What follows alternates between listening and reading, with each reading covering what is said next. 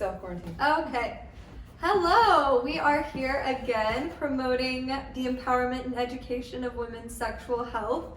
And today we are going to talk about vaginal hygiene and how to keep your vajayjay clean. So here to give their opinions on this interesting topic is the star of the show, Dr. Teresa Irwin, also known as the Vaginacologist, who is a surgeon board certified in female pelvic medicine and reconstructive surgery. Next to her is Myra, our creative genius, singer, photographer, pre-med student, and also Dr. Irwin's right-hand woman. And then we have Isabel, who is bringing her passion for women's rights and legislator with her knowledge in general studies, global studies, and political science. And I'm the host, Taylor Rebar. I'm a psychology student, mother, author, and real estate agent. Okay, let's get into it.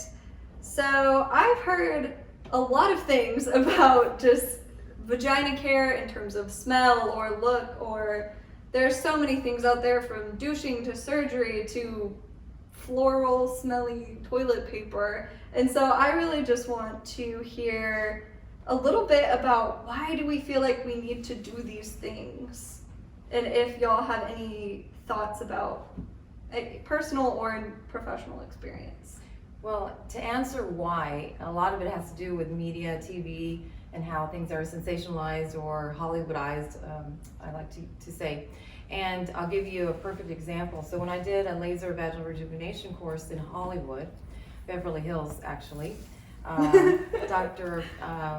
physician doing the training, basically in our packet that included all the materials that we needed to know and descriptors of instrumentation and surgical steps, etc. But included in there was the Hustler magazine. And the reason he gave it to us is because he knows very successfully that women are looking for a particular look. And he said, if you're going to do the best job for how the woman's going to see it, these are how you need to do your surgical procedures. It seems to be the end result. So so that is my personal example, but I'd love to hear what you guys hear. That's the standard. Yeah. The Photoshop standard. Mm-hmm. I totally agree with you. I think that how we mentioned before, a lot of people get their education from the internet, and what do most younger people go to? Porn. And so you look at those vulvas and think, well, mine doesn't look exactly like that. Should I be worried? Or even like, is there something wrong? Right. Yeah. Oh yeah, definitely. But also, you want to know what is the right smell? Do I have discharge? Things like that aren't normally talked about.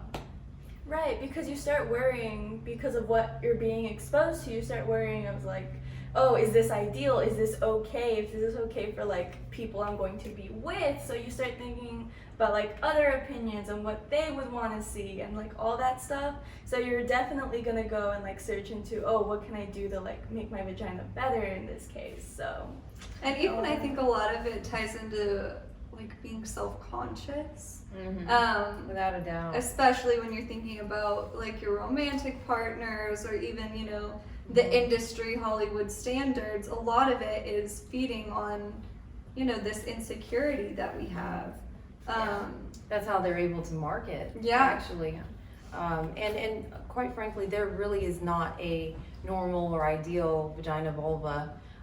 As I mentioned in a prior discussion, women don't know the difference between their vaginas and vulvas. About 40 to 60% of women can't identify one versus the other, which I found to be quite interesting, but it's confirmed in my everyday practice anyway. Wouldn't you say, Myra? I totally agree. Yes. But just like it's also funny because I feel like a lot of the ideas behind what your vagina needs to be like is to make it less like a vagina, you know? Like in terms of even the smell, it's like, no, my vagina needs to smell like a flower, and it's like, Does it? Yeah. Yeah, and when people are using the douches and sprays, and that is just so unhealthy for you. And scented, everything's scented, you know, the detergent that you use, the toilet paper that you use. And So why is that bad? well, because they're not allowing for the natural good bacteria to remain in the vagina itself. And so now it's being washed away, so then women are getting infections more and more. And so they're compounding the problem, and then it leads to then what we call contact vulvitis, meaning there's inflammation of the vulva that's the outside.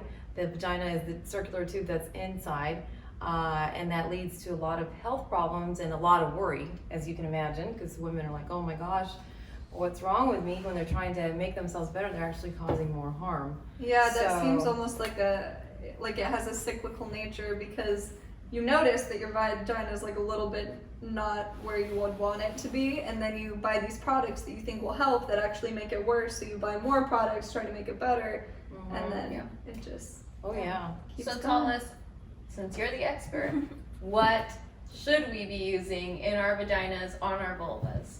Well, I trained under Dr. Raymond Kaufman, who is now deceased, but he was known as the vulvovaginal expert across the entire world. And he would not even see a patient until they were 2 weeks without having anything being applied to the vulva and vagina, because 9 out of 10 times, and I'm not sure if that number is exact, but close to it, if not so, is that they'd come to him after seeing a multitude of physicians and being treated with this thing and that thing, or it's self-treatment with multiple products, to then after 2 weeks of abstinence from products, developing a normal vulva, no more symptoms. So that was his strict criteria. So what I have to say is, don't do anything, essentially. There are some other things, but what do you see women in college doing these days? In college, we definitely see we still don't really talk about it, so there's that aspect, but if you go to our health and counseling center, all that fun stuff, you don't see you see a sign in my health and counseling center that's just oh, don't use douches, don't use sprays, don't use any of that, just so you can keep yourself healthy, keep your vagina healthy, your vulva, all that fun stuff. That's really promoted. Well, Do they not do it? Really? Do women do it? I mean, I can't be so sure, because it's just a sign that's there. But my friends and I, if we talk about it, we don't really invest in any of that, because it does more harm than Well, that's benefit. good. Y'all Yeah, are way it's- ahead. Yeah, it's also it's a hard thing to talk about, because it's something you're already self-conscious of, and then who are you gonna talk about it to? Yeah. Your friends, and then they're gonna look at you What? you gotta take better care of yourself. Even if they're self-conscious about it too, because you don't want to admit that to It's hard. So I know y'all said to just leave the vagina alone, but is there anything else that people can do if they're just feeling so self-conscious or worried, or what is the point where your worry should also lead you to go to a doctor as well, I guess? Well, I wasn't gonna go that route, so No, go for it. what I do, and I've heard you recommend it, is take probiotics. That you are replenishing good bacteria into your body, and whatever you put into your body, obviously it's gonna show throughout your body, including your vagina. So that's one tip that Just I think staying healthy definitely. in general. Yes. Yeah, So and then probiotics, they have the billions of the good bacteria, and so if you have used these products, if you have done douching, anything like that, and you've now depleted it, using the probiotics, and actually prebiotics also help maintain the normal vaginal, we call it flora. So nice medical term, huh? Yeah. But yes, so when should you worry, right? Yeah. What would worry you? And then I'll tell you if you should or not. Definitely something that would worry me would be okay, this is gonna be very Hollywoodized, because you see what it's supposed to look like. So if it's, I don't know, larger, sagging, I don't know, just something like that, something that doesn't look like what it's supposed to allegedly look like. So So yes, and that's kind of more of an aesthetic thing, I think, these days, and women need to understand that that's them. Just like we all have different hair colors, right? And eye color. That's just a normal variation. So there's going to be different lengths of labia minora, primarily. That's the inner lips, because that's usually what most people are concerned about, and all the other portions of the vulva. But in terms of things to be worried about, then abnormal discharge would be things that are either not white or clear, essentially. Now, one particular white discharge that is abnormal is going to be a curdy cottage cheese type of discharge. That's abnormal, or any other color discharge, especially if there's a foul odor associated with it as well, and if you have itching, swelling, or pain. So those are kind of the principal ones.